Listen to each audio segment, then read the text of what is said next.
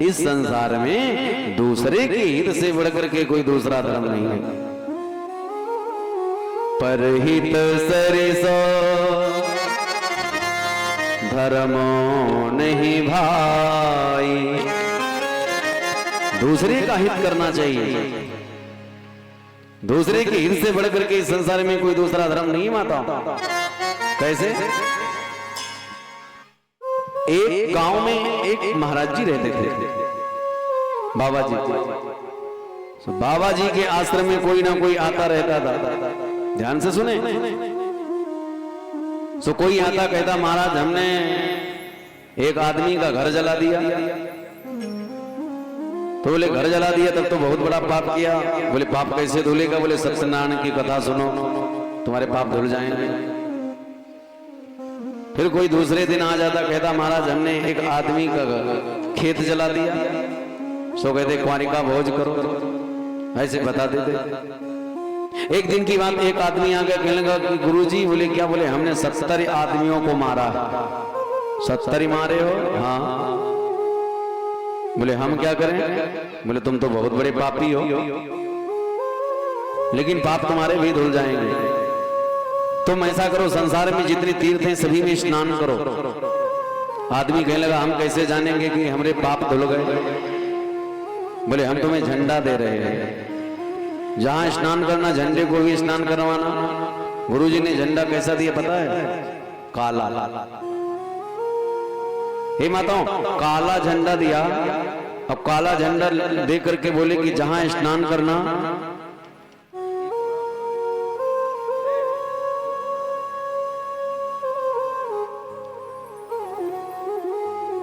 झंडे को भी स्नान करवा लेना। पहुंच गया महाराज बद्रिका आश्रम। शंकर भगवान की जय।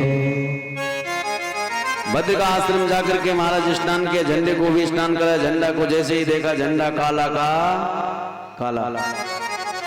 मन में सोचने का ऐसे थोड़े ही सफेद हो जाएगा, हम तो बहुत पापी हैं। उसके बाद में रामेश्वर पहुंचा और रामेश्वर में जाकर के स्नान किया, झंडे को स्नान करवाया। झंडा काला का काला। गंगा में स्नान किया, झंडे को स्नान करवाया। झंडा काला का काला। फिर कहां स्नान किया? नर्मदा। झंडे को स्नान करवाया, काला। कावेरी, ताप्ती, यमुना सभी में स्नान किया।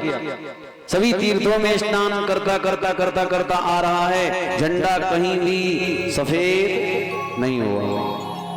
अब कहां पहुंचा? पहुंचा जाए, पहुंचा जाए धेनुमति तीरा। हर से नहाया निर्मल नीरा। नहाया निर्मल नीरा। नहाया निर्मल नीरा। पहुंचा जाए धेनुमति तीरा। पहुंचा जाए धेनुमति तीरा। धेनुमति तीरा। हर से नहाया निर्मल नीरा। हर से नहाया निर्मल नीरा। हर से नहाया निर्मल नीरा। नैमिष पहुंच गया और नैमिष जाकर के गोमती जी में स्नान किया, झंडे को स्नान करवाया, लेकिन झंडा सफेद नहीं हुआ। मन में सोचने का अब तो कोई तीर्थ ही नहीं बचा, चलो अब चले अपने घर। झंडे को लेकर के चल दिया। जा रहा था, चलते चलते शाम हो गई। रास्ते में एक जंगल पड़ा। जंगल में उसने देखा कि एक भाई अपनी बहन को विदा करवा करके लिए जा रहा है। 10 चोर भाई को एक पेड़ से बांधे, बहन के आभूषणों को उतार रहे हैं। बहन ने हाथ जोड़ करके कहा झंडा वाले आदमी से कि भैया मेरे भाई को बचा लो, मेरे भाई को बचा लो। ये दुष्ट लोग मेरे आभूषण को उतार रहे हैं, उसके बाद में पता नहीं मेरे साथ में क्या करेंगे। मेरा तो मन कहता है कि मेरे को मार डालेंगे, मेरे भाई को भी मार डालेंगे, इसलिए भैया मेरे को बचा लो। झंडा वाला आदमी रुका, और जैसे ही रुका थोड़ा देखा, 10 चोर कहने लगे सुनो, भाग जा, काहे को मरने को लगा है। वो आदमी मन ही मन सोचने लगा, कहने लगा क्या बताएं। मन ही मन सोच रहा है कि वैसे भी इतने बड़े पापी हैं हम, सभी तीर्थ में स्नान करके आए, झंडा सफेद नहीं हुआ। वैसे 10 चोर ये ज्यादा नहीं है, लेकिन अब हम इनके चक्कर में नहीं पड़ेंगे, पापी आदमी, चलो चले। जैसी चलने के लिए तैयार हुए, बहन फिर रो पड़ी कि भैया मेरी रक्षा करो, मेरे भाई को छुड़ा लो।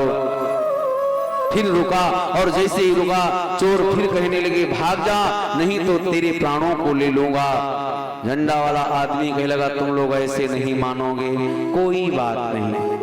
झंडा वाला आदमी कहने लगा कोई बात नहीं, पापी तो हम ही हैं, कोई बात नहीं। जैसे 70 तैसे 80, जैसी 70 वैसे ही 80। झंडा को डंडे में लपेटा, और डंडे में लपेट करके 10 चोर जो थे उनको मार गिराया, बहन को छुड़ा लिया, भाई को छुड़ा लिया। बहन ने हाथ जोड़ करके कहा बहुत बहुत धन्यवाद भैया, आपने मेरे भाई को बचा लिया। बोले ठीक है। झंडा को लेकर के चल दिया। मन ही मन सोच रहा बड़े पापी आदमी, बताओ झंडा सफेद नहीं हुआ, अचानक हुआ क्या। अचानक उसकी दृष्टि उस झंडे पर पड़ी, तो क्या देखा, जो झंडा सफेद वो काला था, वो सफेद हो गया। क्या मतलब? ये कथा मेरे को सिखाती है कि दूसरे का हित किया जाए, दूसरे की पीड़ा को समझा जाए, परोपकार किया जाए। परहित सरिस धर्म नहीं भाई, पर पीड़ा सम नहीं अधमाई।